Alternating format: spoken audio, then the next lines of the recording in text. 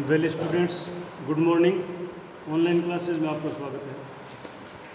आज हम first year HDP के सेकंड सेमेस्टर में इंट्रोडक्टरी वेटनरी एनाटॉमी में चैप्टर नंबर 9 डाइजेस्टिव सिस्टम को ही कंटिन्यूस करेंगे।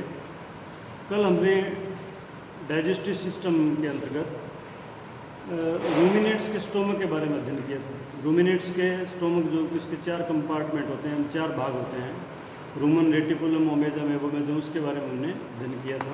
आज हम जो अन्य पशु है, घोड़ा, कुत्ता और सूअर, मुर्गी, उनमें कंपैरेटिव स्टडी करेंगे कि भाई इसमें क्या क्या अलग क्या है इनसे। तो घोड़े का आमाशय जो है, यानी घोड़े का पेट जो है वो उसकी क्षमता जो है वो 12 लीटर होती है। यानी घोड़े के पेट की क्षमता 12 लीटर है और घोड़े का पेट जो है वो स्टोमक में सिर्फ एक ही कंपार्टमेंट होता है, यानी आमाशय जो है वो एक ही कंपार्टमेंट का होता है। ये जे के आकार का होता है, यानी जिसका आकार जो है वो जैसे इंग्लिश का वर्ड जे होता है उसी के आकार का ये स्टोमक जो है ओरस का होता है।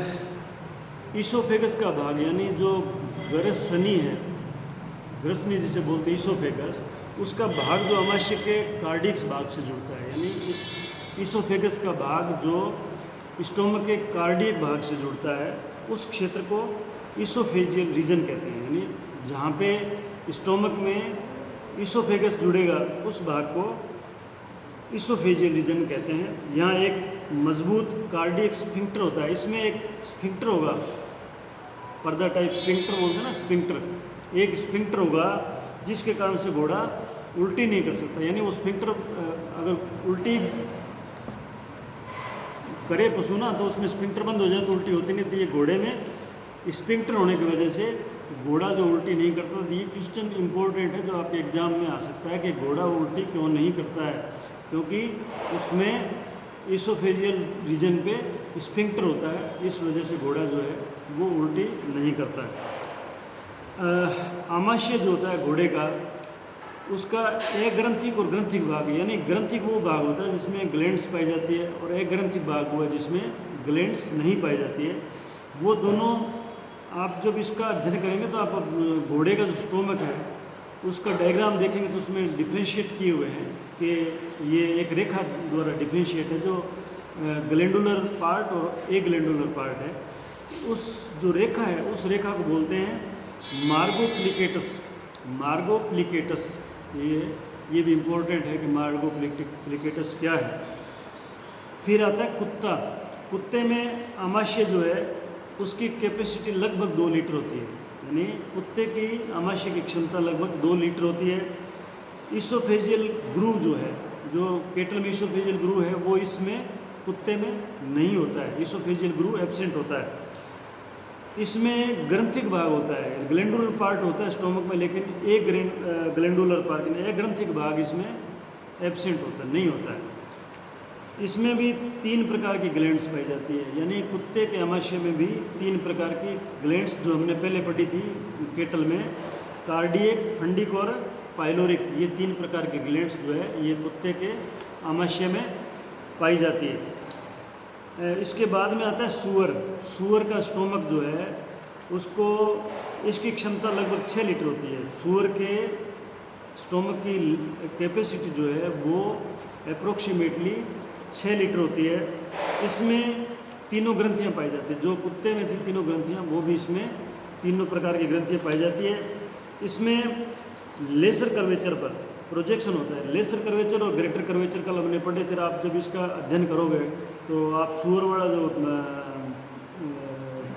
सूअर का जो स्टोमक है 241 पेज नंबर पे इसका डायग्राम देखोगे तो आपको ये स्पष्ट दिखाई देगा कि जो इसका लेसर कर्वेचर है उसके ऊपर एक प्रोजेक्शन है। प्रोजेक्शन मतलब एक प्रकार की आकृति है जिसे टोरक्स पाइलोरिक्स कहते हैं इसको।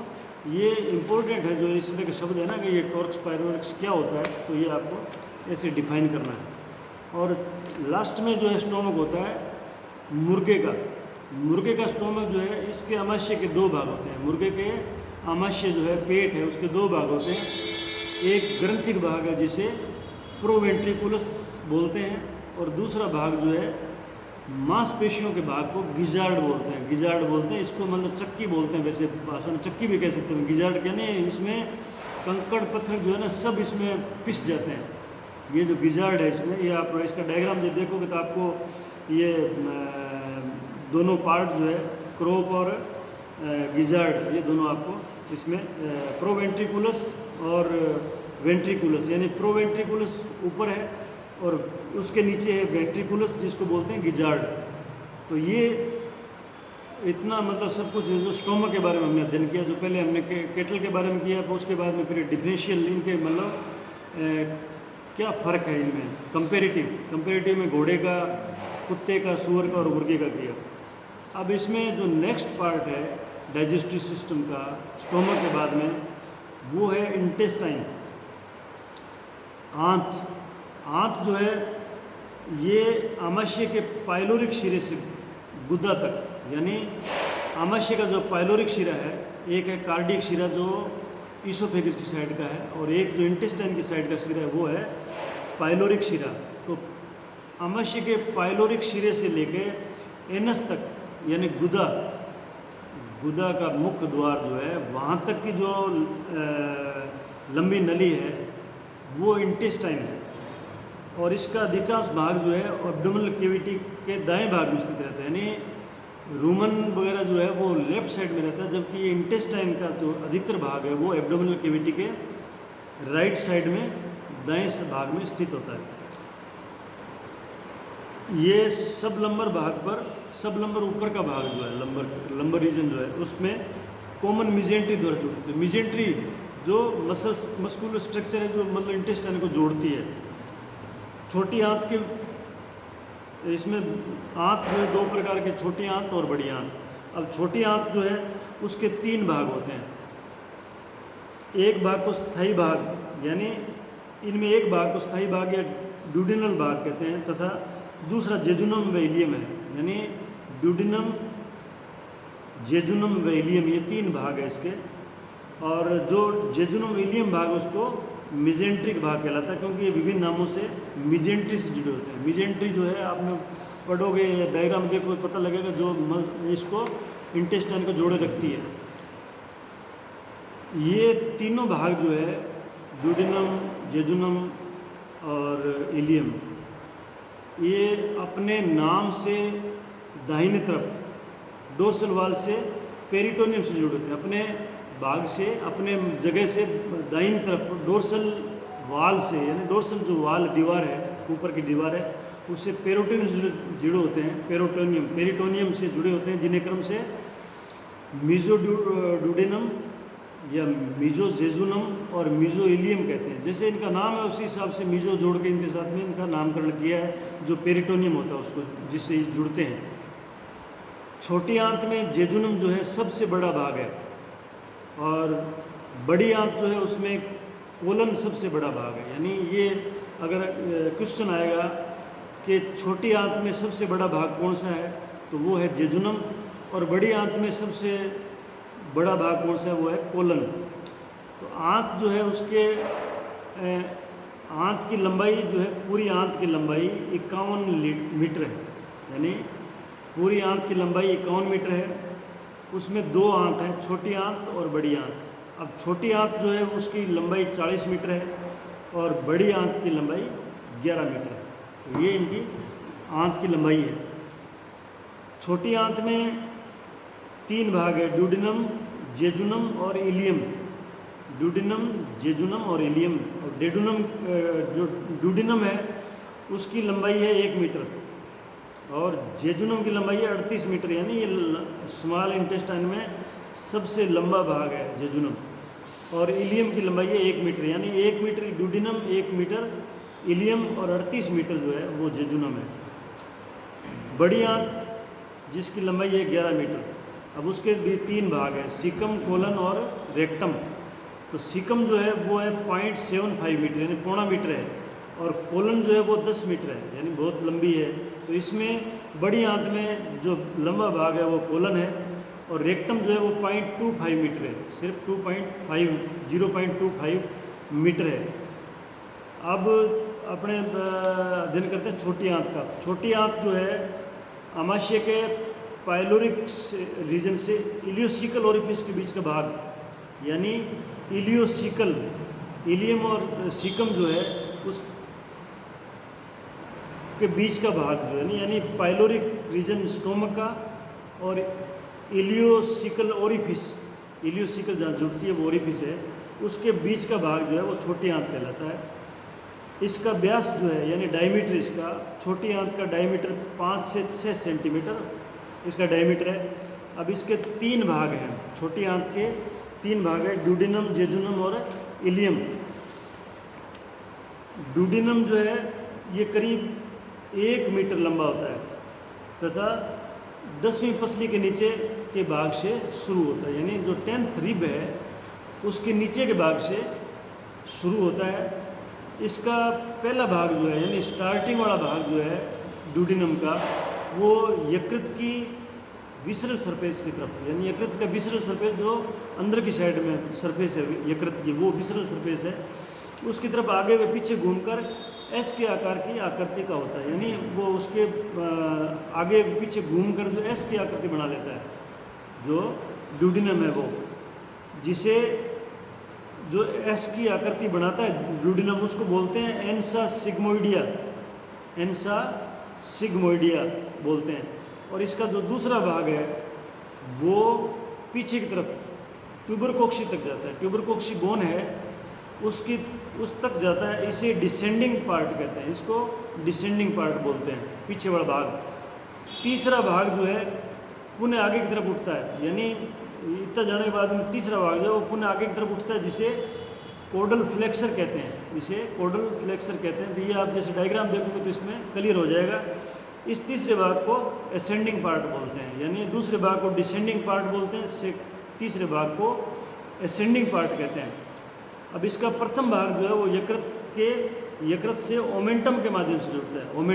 ओमेंटम आपने पढ़ा होगा, जो मस्कुलर स्ट्रक्चर जिसको जोड़ती है उसको ओमेंटम बोलते हैं। इसका दूसरा व तीसरा भाग डिसेंडिंग व असेंडिंग भाग पेंक्रियाज, कोलन व सीकम से मीजोड्यूडिनम से जुड़े होते हैं, मीजोड्यूडिनम से जुड़े होते हैं। तो ये इनकी स्थिति है कि ये कहाँ पाए जाते हैं, किससे जुड़े होते हैं। बाइल डक्ट ड्यूडिनम के एस के उत्तल भाग के नीचे पाइलोरिक एंड से करीब 0.5 मीटर दूरी पर इस भाग में खुलती है।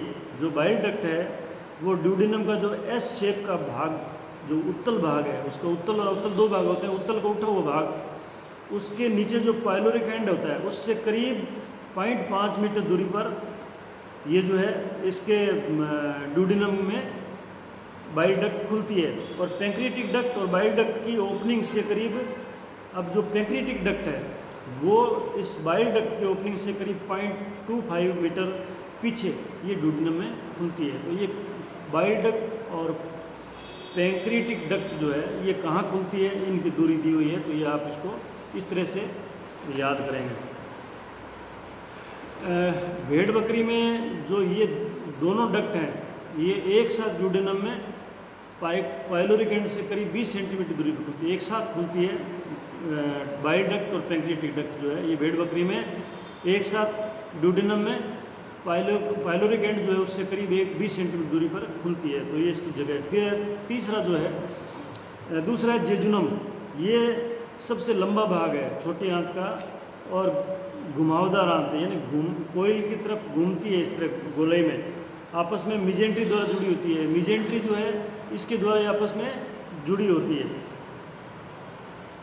ये बड़ी आंत के नीचे, यानी बड़ी आंत के नीचे और रूमन की दाहिनी तरफ जेजुनम जो है ये बड़ी आंत के नीचे और रूमन की दाहिनी तरफ यू आकार में स्थित होता है। इसका आकार जो है यू आकार में स्थित होता है। तीसरा जो है वो है इलियम। इलियम जो है ये छोटी आंत का अंतिम में छोटा भाग है तथा जेजुनम व सीकम के बीच में स्थित होता है। जेजुनम और सीकम के बीच में स्थित होता है इलियम, और ये सबसे छोटा भाग है बड़ी छोटी आंत का। जेजुनम इलियम एक फोल्ड द्वारा अलग अलग किए जाते हैं, जिसे इलियोसिकल फोल्ड कहते हैं। यानी जेजुनम और इलियम ये दोनों जो है एक फोल्ड द्वारा अलग अलग किए जाते हैं, जिसे इलियोसिकल फोल्ड बोलते हैं। इस फोल्ड को इलियोसिकल फोल्ड बोलते हैं। इलियम की एपिथेलियम सबसे ज़्यादा गोबलेट सेल यानी म्यूकस सेल, जिन्हें मतलब गोबलेट सेल बोलते हैं, वो इलियम के एपिथेलियम में सबसे ज़्यादा और पेयर्स पैचेज पाए जाते हैं। पेयर्स पैचेज भी इसमें पाए जाते हैं। जेजुनम व इलियम को मिजेंट्री पंखे की भांति सपोर्ट देती है। जैसे पंखे को ताड़ियाँ सपोर्ट देती है, वैसे ये जो मिजेंट्री है ये पंखे की भांति उसको जेजुनम इलियम को सपोर्ट देती है। इसे ग्रेट मिजेंट्री के नाम से भी जानते हैं। जो ये मिजेंट्री है जो इनको सपोर्ट देती है उसको ग्रेट मिजेंट्री बोलते हैं। अब हम कल जो है आंत की आंतरिक संरचना के बारे में अध्ययन करेंगे। धन्यवाद।